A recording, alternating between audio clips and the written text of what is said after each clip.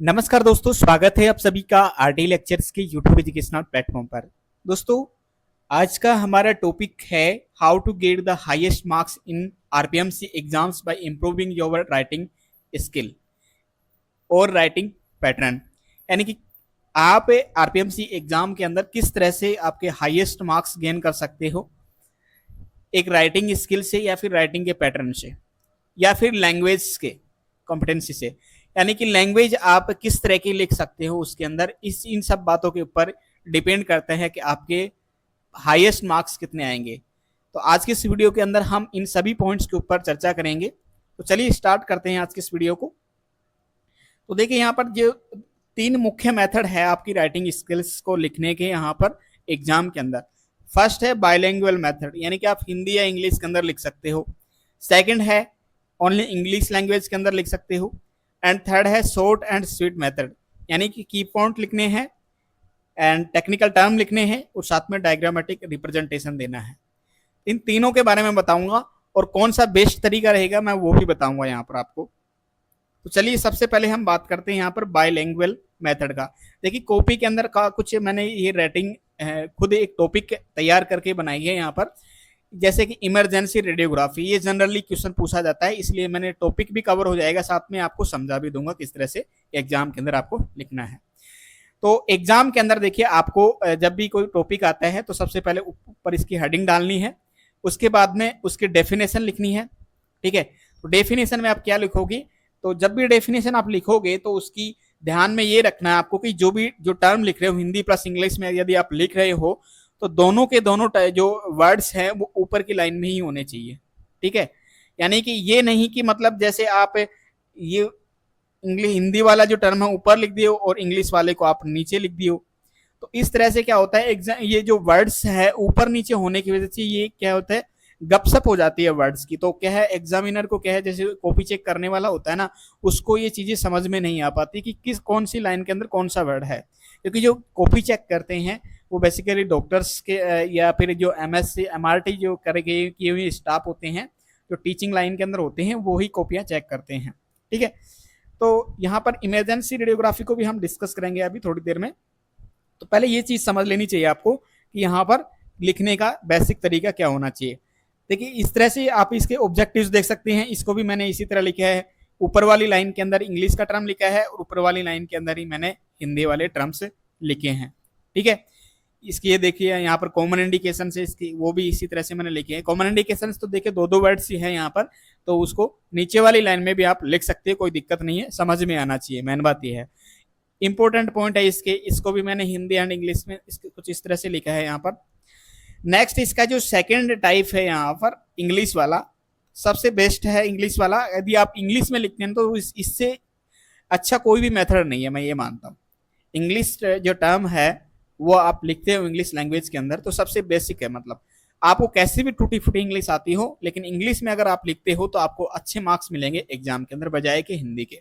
ठीक है, तो सबसे पहले इसके डेफिनेशन है, ऑब्जेक्टिव्स है, वो सारे जो लैंग्वेज आप देख सकते हो सारे इंग्लिश के अंदर है। कॉमन इंडिकेशंस, इंपॉर्टेंट पॉइंट्स, ठीक है, ये सारे इंग्लिश के अंदर है।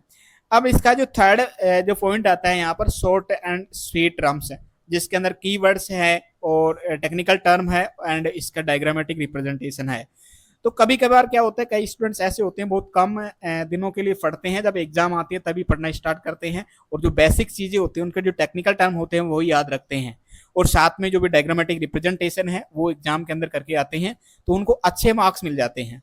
क्योंकि जो चीज लिखनी होती है एग्जाम के अंदर वही वो क्या लिख कर आते हैं, फालतू की चीजें नहीं लिखते, तो उसको क्या है मार्क्स भी अच्छे मिल जाते हैं एग्जाम के अंदर और पास भी हो जाते हैं। तो जो ये जो तरीका है ना वो सबसे बेस्ट लगता है, सबसे बेस्ट तरीका लगता है मेरे को। ठीक है, और मैं भी एग्जाम के अंदर जब भी मेरी एग्जाम में देता था तो मैं भी यही तरीका अपनाता था। ठीक है, तो जैसे कि इसके डेफिनेशन में लिखा है कि ब्रांच ऑफ डायग्नोस्टिक रेडियोलॉजी, यानी कि जो इमरजेंसी रेडियोग्राफी है डायग्नोस्टिक रेडियोलॉजी की एक ब्रांच है जिसके अंदर एक्सरे एग्जामिनेशन किए जाते हैं किसके, एकदम फास्ट, क्विकली एंड एक्यूरेटली, मतलब एकदम फास्ट किए जाते हैं और एक्यूरेटली किए जाते हैं, लगभग सटीक। ठीक है, टू आइडेंटिफाई, किसको आइडेंटिफाई करने के लिए, इंजरीज यानी कि किसी प्रकार की चोट है और डिजीज यानी कि रोग, ये इनको क्या है आइडेंटिफाई करने के लिए for urgent treatment planning, urgent treatment planning के लिए डिजीज, इंजरीज, इनको आइडेंटिफाई करने के लिए जल्दी और सटीक एक्सरे एग्जामिनेशन किया जाता है इमरजेंसी रेडियोग्राफी के अंदर। तो क्या है, एग्जामिनर क्या करता है, बेसिक टर्म टेक्निकल टर्म देखता है, उसको सही का निशान मारता है और उसके जो भी अंक होते हैं वो उसको दे देता है। जैसे इसके मैंने ऑब्जेक्टिव लिखे हैं, ऑब्जेक्टिव इसके बिल्कुल दो दो लाइन में लिखे हैं। जैसे कि डिटेक्ट फ्रैक्चर, फ्रैक्चर को डिटेक्ट करने के लिए इमरजेंसी रेडियोग्राफी की जाती है। आइडेंटिफाई डिसलोकेशंस, जॉइंट्स के अंदर किसी प्रकार का डिसलोकेशन है उसको आइडेंटिफाई करने के लिए। लोकेट फॉरेन बॉडीज, फॉरेन किसी बॉडीज है, किसी फॉरेन बॉडीज अगर बॉडी के अंदर चली गई है, या कोई सरिया है लोहे का, ठीक है, या फिर किसी ने निगल लिया है, किसी भी प्रकार का कॉइन वगैरह है, बोल्ट वगैरह है बच्चे ने, तो वो भी क्या है कि इमरजेंसी सिचुएशंस के अंदर भी आते हैं। तो इनको लोकेट करने के लिए, लोकेट इंटरनल इंजरी, इंटरनल कोई इंजरी हुई है उसको लोकेट करने के लिए, ठीक है।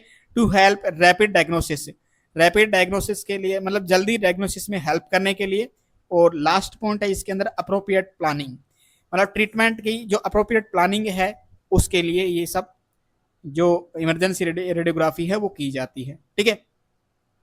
अब देखिए कॉमन इंडिकेशंस में मैंने एकदम बिल्कुल शॉर्ट में लिखे हैं, जैसे कि किन किन कंडीशंस के अंदर हम इमरजेंसी रेडियोग्राफी करते हैं या किन पेशेंट्स की इमरजेंसी रेडियोग्राफी करते हैं। वो पेशेंट जो कि रोड ट्रैफिक एक्सीडेंट से आए हैं, जिनके हेड इंजरी है, चेस्ट ट्रोमा के पेशेंट है, स्पाइन इंजरी वाले हैं, लिम्ब फ्रैक्चर वाले हैं और एब्डोमिनल ट्रोमा वाले हैं, ठीक है। तो इन पेशेंट्स के अपन क्या करते हैं, इमरजेंसी रेडियोग्राफी करते हैं। लास्ट में आपको इंपॉर्टेंट पॉइंट्स लिखने हैं कि पोजिशनिंग करते वक्त पेशेंट की आपको केयरफुली मतलब पोजिशनिंग करनी है पेशेंट की कंडीशन को देखते हुए, ठीक है। नेक्स्ट है यहाँ पर मिनिमम मूवमेंट होना चाहिए पेशेंट के अंदर, ठीक है, सबसे कम मूवमेंट हो पेशेंट के अंदर। एंड थर्ड है यहाँ पर to need use portable X ray machine, यदि पोर्टेबल मशीन की आवश्यकता है तो आप पोर्टेबल मशीन यूज कीजिए, न कि रूटीन मशीन, ठीक है। एंड लास्ट में है follow radiation protection laws. Radiation protection law आप सभी लोग जानते हैं, अलारा प्रिंसिपल है, जैसे टेंडे रूल है, उनको फॉलो करते हुए आपको कोई भी रेडियोलॉजिकल एग्जामिनेशन या रेडियोग्राफिक एग्जामिनेशन है वो करना चाहिए। तो मैंने यहाँ पर 3 तरीके बताए हैं यहाँ पर एग्जाम के लिखने के अंदर लिखने के लिए। एक तो फर्स्ट तरीका आता है अपने हिंदी प्लस इंग्लिश का, ठीक है। इसके अंदर आप लिख सकते हो कि वह रेडियोग्राफिक एग्जामिनेशन जिसके अंदर किसी भी एक्सीडेंट या ट्रॉमा, इंजरी या क्रिटिकल कंडीशंस वाले पेशेंट की तुरंत और सटीक डायग्नोसिस किया जाता है ताकि शीघ्र ट्रीटमेंट उसका शुरू किया जा सके, जिसको अपन इमरजेंसी रेडियोग्राफी कहते हैं। इसके ऑब्जेक्टिव्स बता सकते हो, ठीक है, फ्रैक्चर का पता लगाने के लिए, डिसलोकेशन की पहचान करने के लिए, डॉक्टर को शीघ्र डायग्नोसिस में सहायता करने के लिए, पेशेंट के ट्रीटमेंट प्लान को निर्धारित करने के लिए। एंड कॉमन इंडिकेशंस आप इसके बता सकते हो यहाँ पर रोड ट्रैफिक एक्सीडेंट्स है, हेड इंजरी है, चेस्ट ट्रॉमा है, स्पाइन इंजरी है, लिम्ब फ्रैक्चर, एब्डोमिनल ट्रॉमा, ठीक है। और इसके इंपॉर्टेंट पॉइंट लास्ट में बताने हैं, पेशेंट की कंडीशन को ध्यान में रखते हुए उसकी पोजीशनिंग की जाती है, पेशेंट को कम से कम मूवमेंट कराया जाना चाहिए, ठीक है। पोर्टेबल एक्सरे मशीन की यदि उपयोग में मतलब आवश्यकता है तो उसका उपयोग किया जाना चाहिए, और रेडिएशन प्रोटेक्शन के नियमों का पालन किया जाना चाहिए, ठीक है। देखिए हिंदी वाले जो हिंदी मीडियम के स्टूडेंट्स हैं उनके लिए तो सबसे बेस्ट तरीका हिंदी का रहेगा, ठीक है। और बाकी जो इंग्लिश मीडियम के स्टूडेंट है उनके लिए सबसे बेस्ट तरीका इंग्लिश का रहेगा। और बाकी जो ऐसे जो स्टूडेंट है बिल्कुल अपने आप को स्मार्ट समझते हैं कि मैं तो 1 महीने के अंदर ही कोई भी एग्जाम उसको क्रैक कर सकता हूं, तो वो ये तरीका अपना सकते हैं, ठीक है। डिपेंड करता है आपकी चॉइस के ऊपर कि आपको कौन सा तरीका अच्छा लगता है, उस तरीके से आप एग्जाम के अंदर लिख सकते हो, ठीक है। मैंने जो बेस्ट जो तरीके हैं, 2 तरीके हैं जिनके अंदर एग्जामिनर अच्छे मार्क्स देता है, वो लास्ट दो तरीके हैं लास्ट वाले, जिनके अंदर एक तो आता है अपना ये इंग्लिश वाला और लास्ट वाला आता है अपना ये शॉर्ट एंड स्वीट तरीका, जिसके अंदर कीवर्ड्स लिखनी है, टेक्निकल टर्म लिखनी है एंड डायग्रामेटिक रिप्रेजेंटेशन करना है यदि आवश्यक हो तो कैसी रही आज की वीडियो कमेंट करके जरूर बताएं। और यदि आप चैनल पर नए हैं तो चैनल को सब्सक्राइब कर लीजिए और बेल आइकन दबा लीजिए ताकि आने वाली सभी वीडियोज की नोटिफिकेशन आपको तुरंत मिलती रहे। और साथ ही अपने फ्रेंड के साथ में से जरूर शेयर कर दीजिए।